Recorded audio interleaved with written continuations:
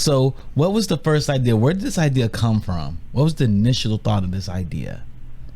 Well, you mentioned it earlier, Constantine, right? So you know, me and Kajo, we both love comic books. We've been collecting it all these years. I guess we're a bigger Batman fan than Constantine. But aside from that, it's those are the comic books that I love to read. But I also like TV shows like X-Files and CSI. And I don't know if any of you remember Carl Kolchak, the Night Stalker. It was like a 70s TV show. I think it only ran a season. But it was about a reporter based in New York who always ended up reporting about supernatural stuff happening in New York. And they showed it in the Philippines late night when I should have been sleeping. I was watching Carl Kolchak the night and getting myself scared, right? And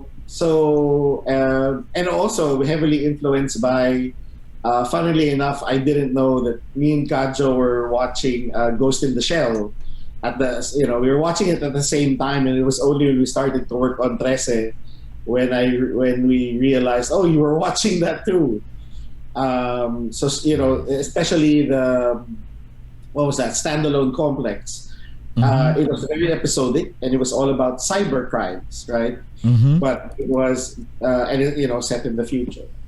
So the police procedural story was the starting point. You know, I wanted to tell a police procedural in Manila, but you know, I didn't want to go through the science route like CSI.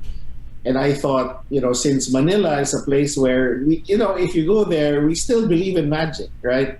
You can go to church on a Sunday, and then when you step out of that church, there's a 400-year-old church in Manila. Right outside that church, there are people who will sell you, they say, are magic amulets or potions or candles that you light if you want somebody to get healed. So it's a strange mix of modern day city, 400-year-old church, and people who sell you magic items outside the church. And people believe in these, we still believe in these things. And yeah, it's growing up in the Philippines where both me and Kajo have had our fair share of our parents telling us, you need to come in before sundown because the aswang will come, right?